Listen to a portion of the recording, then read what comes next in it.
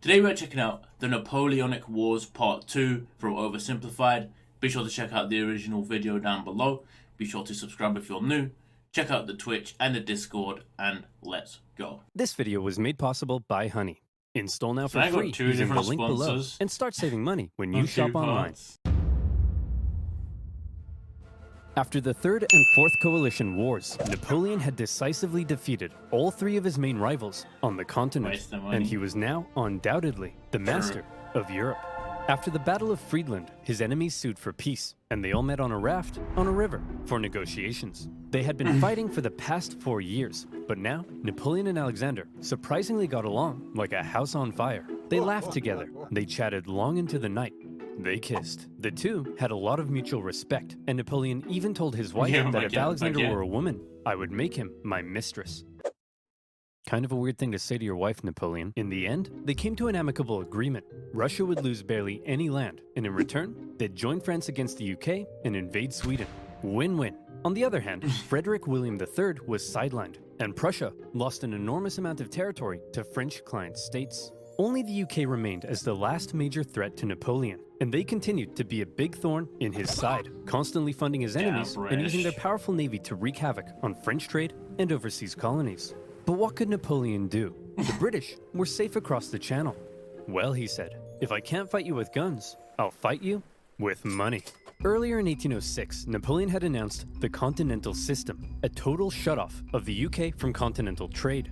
No one in Europe was to trade with Britain, and Napoleon hoped that by hitting their economy, he could force them to negotiate. Like the British economy did take a hit, and they ago. responded in their typical fashion, by going to Copenhagen and blowing a bunch of stuff up.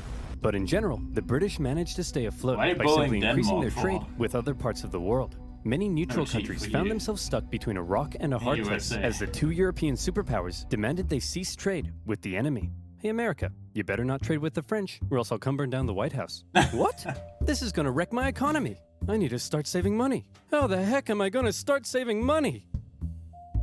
Yeah, that's right, you know where this is going. Do you like shopping in I store? see. Of course not. Then you'd have to get up and use your legs. Gross. Well, what if I told you you could save money doing your shopping from the comfort of your own outhouse, allowing you to upgrade my your legs. outhouse to a porta potty? Go you. Honey is a free browser extension that scours the internet for promo codes and applies the best one it can find to your cart. Here I am buying 12 liters of hair gel so I can look my best. I just click this button and Jiminy Crickets. Honey stepped in and helped me save Oh, 40 bold bucks. dude for Honey is hair gel. completely free and has found OverSimplified viewers over $403,000 in savings so far. Holy. So seriously, why haven't you added it to your browser yet, you dingus? Click on the link below, See. Dingus. joinhoney.com/oversimplified, and you can get Honey for free in 2 easy clicks. That's joinhoney.com/oversimplified to start saving money on your online shopping. Now, where were we? Oh yeah, making peace with the Russians, a continental know. blockade, and blowing up Copenhagen. Sick of being blown up for doing almost Something nothing, this- and under significant pressure from Napoleon, the Danish officially sided with France. But Napoleon's blockade had the Danish. biggest effect on continental Europe, who were now cut off from a major trading partner, one that controlled the seas and held a rich, growing empire. And a lot of countries didn't Why do fully they just own this tiny bit over here? comply. Portugal, a traditional British ally, refused to take part. No problem. Napoleon sent an army and invaded. But it wasn't just Portugal. Many of Napoleon's Damn. allies were also suspect. Your Majesty, it seems that Spain isn't properly enforcing your blockade. Spain? Why not? Well, it appears they've been trying to find a way out of being your ally since they lost their fleet at Trafalgar. What is with these people? It's almost like everyone's only pretending to be my ally because they know otherwise I'd beat them up. Do I even have any real friends? Are you my friend, Pierre? Say yes or I'll slap Yeah. you. Napoleon had come to mistrust his ally to the south, and in particular, Napoleon thought the Spanish royal family were an incompetent mess. All right, Carlos, you've got to get it Carlos, together. no way. How can I trust you when all you do is go Isn't hunting? Carlos like the most Spanish name of all time? Meanwhile, you let this ambitious nobody who dislikes me run the 9-year-old country, get and you away. seem to be the only person in the universe who doesn't realize he's boinking your wife. And what's worse, who the heck are you? Heard of I'm the that. king's son. I just overthrew my dad. So, actually, now I'm the king. You people are the biggest cluster of shameless, narcissistic idiots and all around just the worst people I've ever met. Here, have a Kid's Choice Award. French forces, many having conveniently already entered Spain to invade Portugal, occupied Spanish forts, and Napoleon invited the Spanish royals to France to help mediate their differences. Dr. Bonaparte. We're here with the royal family of Spain. So, Fernando, you've been accused of plotting against your father and vying for the Spanish throne. What do you have to say for yourself? Well, Napoleon, that's great. Well, I've got the test results right here. Fernando, in the case of the Spanish throne, you are not the king. And Carlos, you are also not the king. I'm the king. Actually, Napoleon made his brother the king, but for all intents and purposes, Spain was now his puppet. He expected the Spanish people to be over the moon at the removal of their unpopular royal family. Imagine his surprise when it turned out that people don't really like to be subjugated by a foreign power, least of all one who had previously attacked the Catholic Church. And so the people of Spain revolted. Brutal fight. The Spanish would really be the one country that was hanging on to the Catholic religion back in the day. Fighting broke out as bands of armed Spaniards ambushed French troops across the kingdom, and vicious atrocities were committed on both sides. In addition to fighting the regular Spanish and Portuguese forces, the French had to contend with tens of thousands of guerrilla fighters throughout the Spanish countryside. The British even took the opportunity to land an army led by the future Duke of Wellington. And now, British forces were defeating French ones on land. Napoleon briefly went to Spain in person, and he did drive back the Allied armies, but before long, his attention was needed elsewhere. The whole thing became a nightmare for the emperor. He excelled at traditional warfare, but this was something more akin to Napoleon's Vietnam. The whole conflict would keep hundreds of thousands of French soldiers and resources bogged down for years. Napoleon was never able to break the will of the Spanish people, and this problem weakened his position in Europe. Hey, Francis. Want to go to war with Napoleon again? Oh, I don't know, Britain. He's already whomped me 3 times. I'll give you £1 billion. Well, okay. Seeing that Napoleon was now caught up in Spain, and with some British funding, Austria decided maybe, just maybe, this time, they'd have a chance. So did they? No. Napoleon defeated them in just 4 months. It was quick, but it wasn't exactly easy. The Austrians had been watching Napoleon and learning, and they had made some reforms, while Napoleon, after years of war, was increasingly having to rely on inexperienced conscripts. So this time, the Austrians gave him a run for his money. The Fifth Coalition saw some of the bloodiest battles to date, including Napoleon's first major defeat, and when he did finally defeat the Austrians at the Battle of Wagram, it was a very costly victory.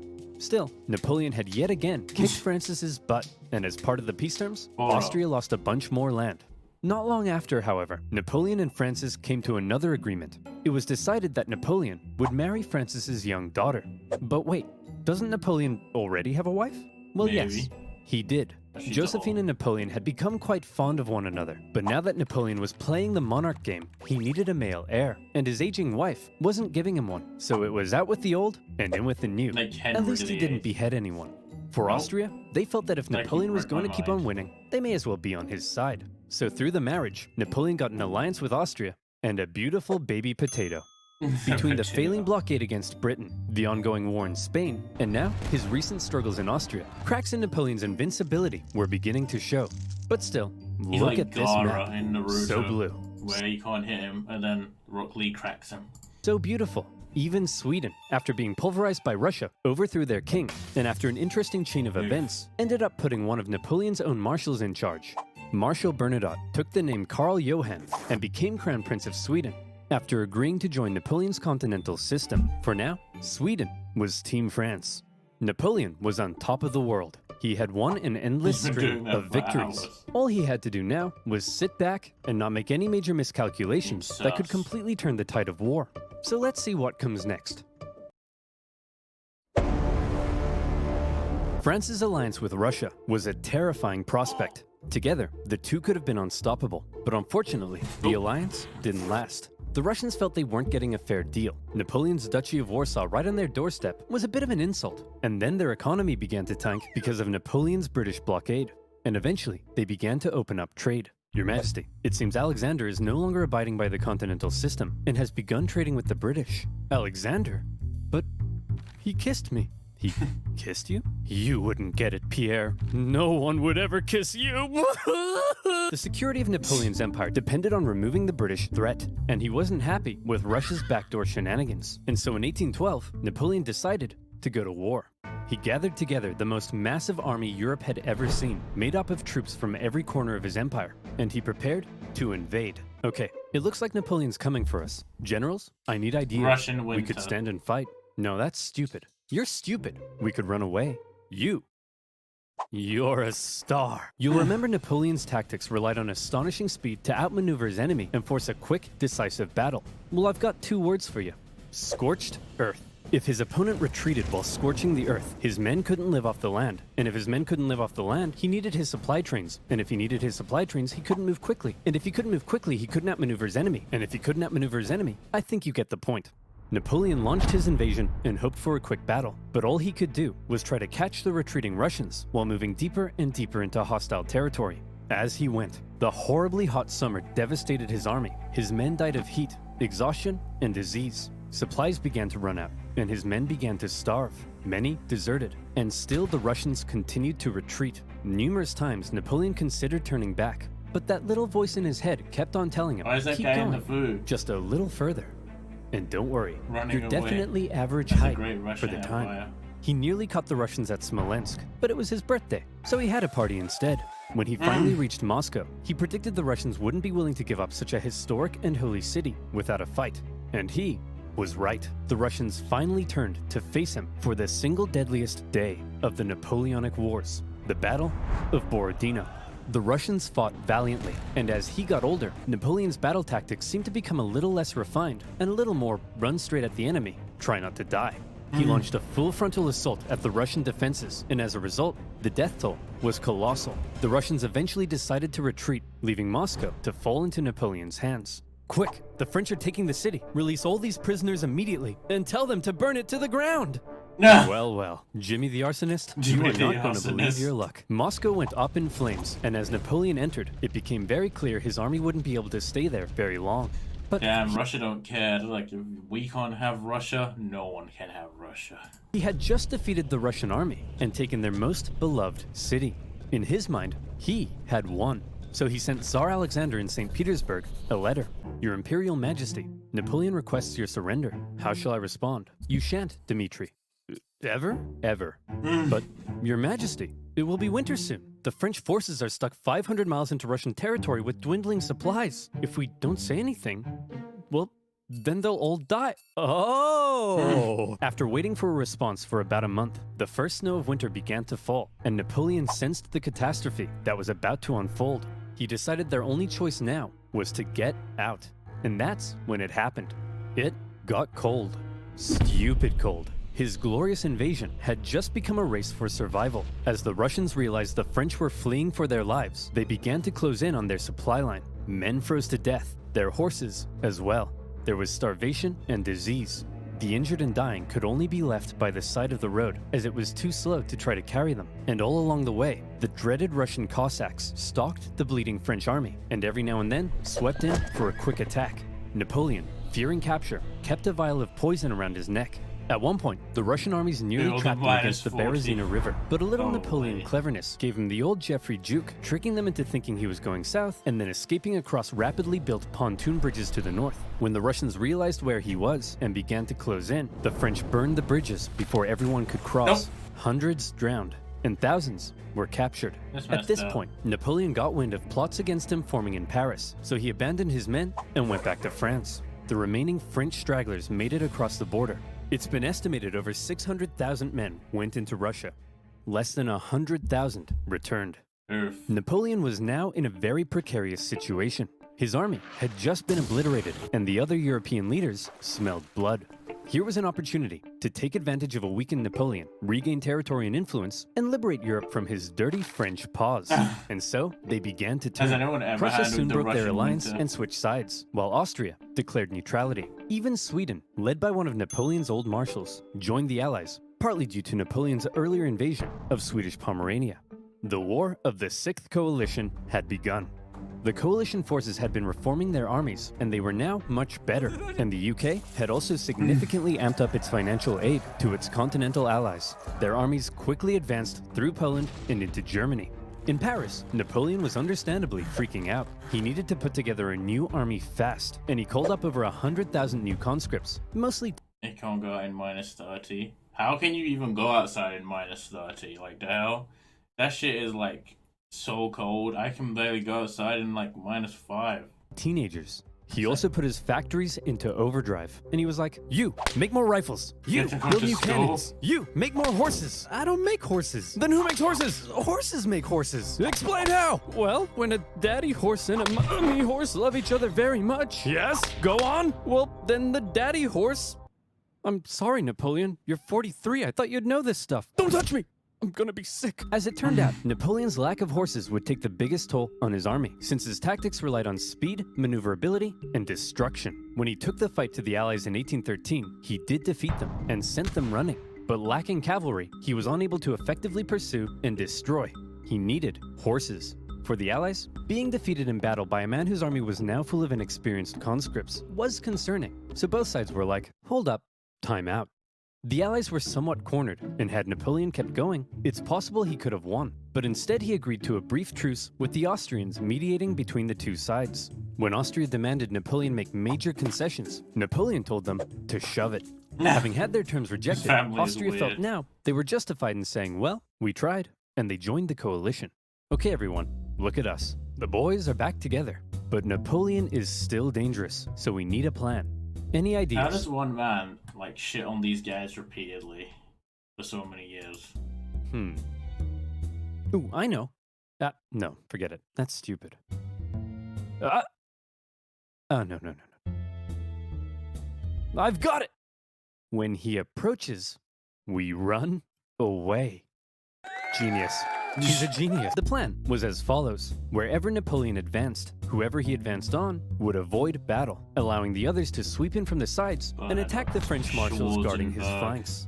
Essentially, the plan was, don't try to fight Napoleon.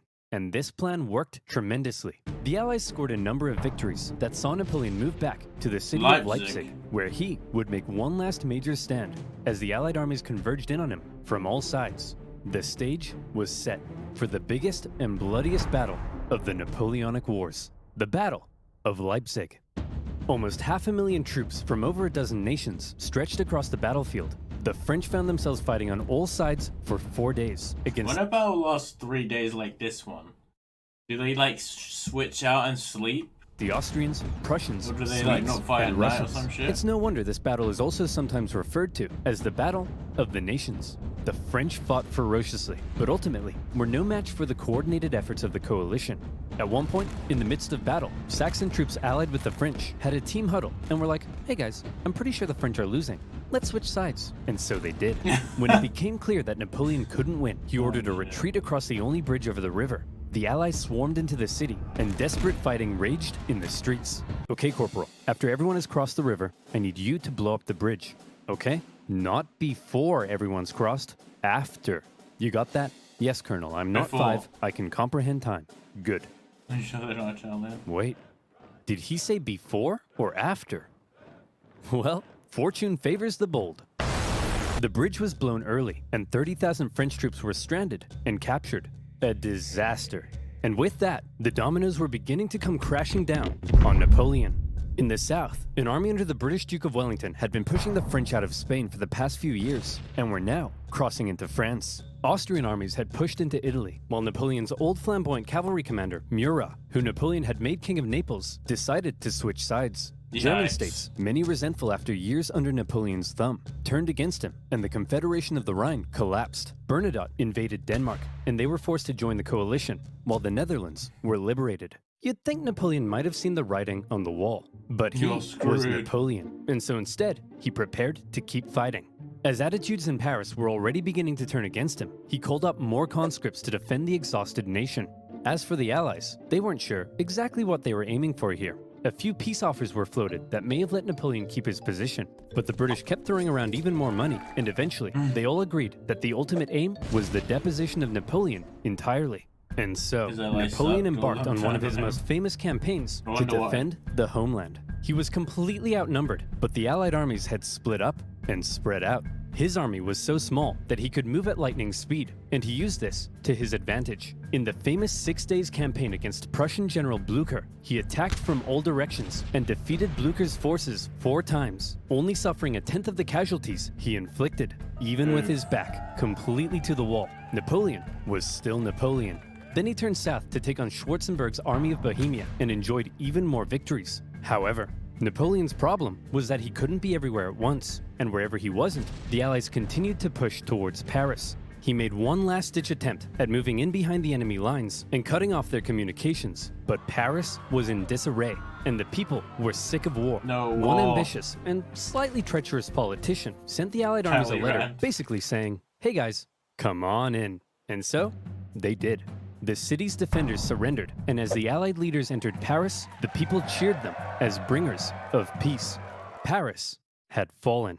Quick, marshals, gather your men. We're gonna launch an assault on Paris. Where are my marshals? They all left and told me to give you this note.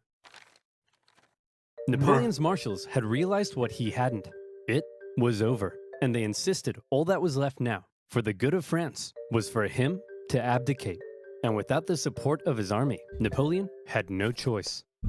He hoped his son could take his place, but it was decided instead to restore the old Bourbon monarchy. Old King Louis XVI's brother would become the King of France. It was almost like the French Revolution had never even happened. But what will we do with Napoleon? We can't have a hyperactive 44-year-old menace running around reigniting revolutionary ideals and plotting his return. Well, why don't we send him, I don't know, there. The location chosen for Napoleon's exile was the small island of Elba, just off the coast of Italy. Napoleon was to rule over the island, and even got to keep the title Emperor of Elba. The Allies must have been in stitches when they came up with that.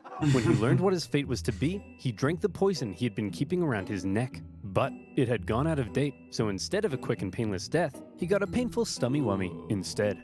Before he left France, he addressed his oldest and closest guard one last time, making an emotional speech that ended with him kissing their flag. And off he went to exile. The deal that was given to him was actually quite generous. His family were given titles, he was to receive a state pension from France, and he was able to receive many distinguished visitors, all eager to come and meet the famed emperor. And he ruled over Elba well, improving infrastructure and introducing many legal and social reforms aimed at improving life on the island.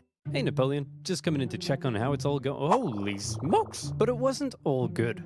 For one thing, he learned of the death of his first wife Josephine and was deeply saddened. He was forbidden from seeing his son and current wife, and in Austria, Emperor Francis had ordered a local count to seduce her, so she would forget about Napoleon. Then, the new King Louis XVIII refused to give Napoleon his agreed pension. He was under constant threat of assassination, and there were even rumors that the Allies were thinking of relocating him somewhere even more remote.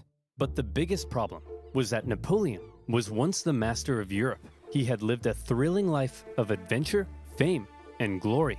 Now, he found himself on a tiny island in the Mediterranean, and he was bored. Wouldn't it be nice if he could somehow return to France and reclaim his throne? Hey Napoleon, want to go back to France and reclaim your throne? I would, Pierre. But how? Well, I was thinking we could just take this boat. Will that work? Surprisingly, yes. Pierre, remember when I told you no one would ever kiss you? Yes, sire.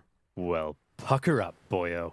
Yay. When Napoleon left Elba, it wasn't really the daring escape you might think. He basically had kind of a leaving ceremony, hopped on a ship, and sailed back to France. He brought with him an army of about 1,000 men, and he began his journey to Paris. However, in Paris, there was now a new king, and at first, the people largely accepted him because the last few years of war under Napoleon had brought immense death and economic suffering.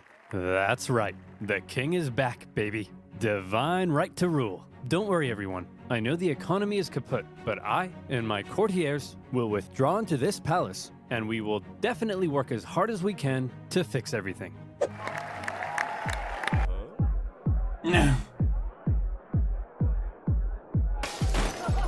Oh yeah, God damn it. That's why we got rid of the king. As the Bourbon monarchy began to look more and more like a return to the past, and the returning nobility seemed hellbent on regaining their lost privileges, the people weren't too happy. And so, Napoleon hoped that his glorious return would be met with jubilation. In the end, the reaction was a little mixed. but many were happy to see their old Napoleon emperor. was the only Your one Majesty, it seems that Napoleon is back and Listen, marching I this way mean, with 1,000 men. I don't know. That guy? No problem. I have hundreds of thousands of men. Send them to arrest him. Your Majesty, it seems the thousands of men we sent to arrest Napoleon have all joined his side. Well, I'm off to Belgium. If you ever need a king again, be sure to let me know. As Napoleon continued his journey, the king had sent battalions of men to stop him, but they largely comprised of Napoleon's old soldiers, many unhappy with King Louis's military reforms. And so, when ordered to arrest him, they simply couldn't do it. In one famous incident, the troops began to cry out, "Long live the Emperor." When Napoleon reached Paris, with King Louis having fled, he entered unopposed to reclaim his throne. Napoleon was back from the dead. Okay everyone, now that we've finally gotten rid of that guy, let's try to make sure something like this can never happen again. What's that doing there? Hey fellow monarchs!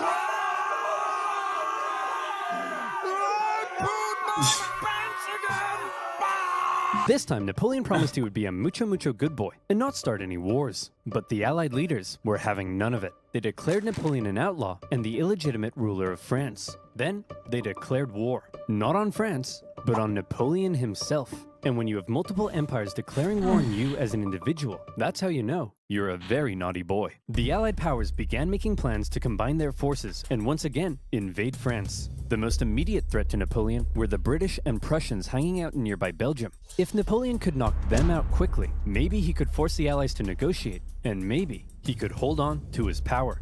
Together, the two armies to the north outnumbered him, so he made a plan to divide them and take them on separately. Historians debate how much of a chance Napoleon had here, but this same strategy of dividing and conquering had worked for him multiple times. He marched north with 125,000 men and took on the Allies in a number of initial engagements, defeating the Prussians before turning to take on the British. But to Napoleon's dismay, miscommunication and hesitation among his marshals allowed both enemy armies to retreat, and crucially, rather than fleeing east, the Prussians moved north, where they could remain in contact with the British. Napoleon sent a force to hold off the Prussians as he moved in on the British, now holding a defensive position at Waterloo.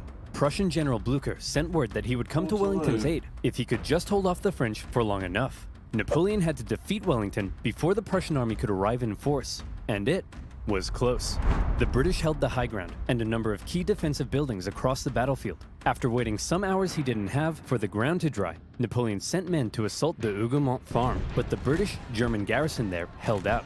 French Marshal Ney launched a number of miscalculated cavalry charges at the British lines. The British formed defensive square formations, and they tore the French cavalry to shreds, while one guy chose the absolute worst time to go on a bender. The French did manage to capture a farmhouse directly in front of the British line, and from there, they unleashed artillery hellfire on the British square formations. And as Napoleon sent his Imperial Guard in to finish the British off, a nervous Wellington knew his lines were at breaking point. But the Prussians had earlier begun to arrive, and now they were arriving in large numbers. And after the British held out and sent the French Imperial Guard running, the French lines panicked, fearing they had been encircled, and they began to flee. The Battle of Waterloo was an Allied victory. And with that, Napoleon's hopes of returning to glory were vanquished. He knew he was defeated. He went to the British and said, "Can I please have a house near London?" And the British replied, "No." Instead, to make sure Napoleon was put away once and for all, they sent him to one of the most isolated and remote places they could think of, a tiny island in the Atlantic Ocean, St. Helena. Here, a deeply isolated and depressed Emperor Napoleon would live the remaining years of his life. His house was a wooden bungalow, not exactly on par with the Tuileries Palace. Much to his frustration, his captors referred to him as General, rather than calling him Emperor. His mail was censored, his visitors were vetted. There was almost no way he could escape such an isolated island. But just to be sure, he was guarded by 2,000 British soldiers and 2 ships that circled the island 24 hours a day. Yeah. He had once been the most powerful man alive, and images of the victorious Napoleon depict a strong leader, hand firmly in jacket. Depictions of Napoleon on St. Helena show a disheveled old man, hand firmly in pants. He had lost everything. And by the way, he was only 46, so maybe it's about time you know what?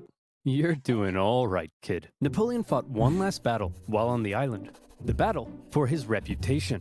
He spent hours writing his memoirs, espousing his achievements, recording his greatness, and turning himself and his story into a phenomenal legend. And in this battle, he certainly succeeded. His mark on history cannot be denied. After his defeat, the European monarchs had got to work restoring Europe to its traditional balance and reasserting their dominance. But after Napoleon had spread the influence of the French Revolution, these returning monarchs would have a difficult time regaining their absolute control. France returned to the rule of the Bourbons, but it would go on to stage another revolution, and then another one. Reaction to Napoleon's rule in places like Germany and Italy propelled forward the ideas and feelings of modern unity and nationalism, and his Napoleonic Code still remains the basis of law in various modern countries. The modern world owes a lot to Napoleon's legacy. He remains statistically possibly the greatest military general in history.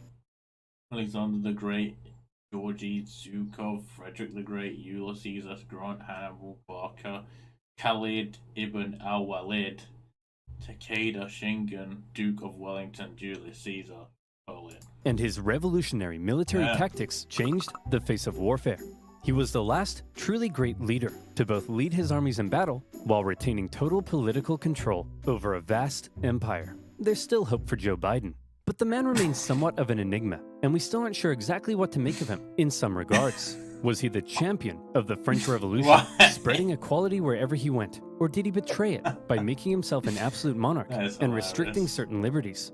Was he an ambitious and aggressive conqueror, hell-bent on bringing Europe to its knees? Or was he simply defending himself against an aggressive Europe, hell-bent on reducing his power? Some things will continue to be debated.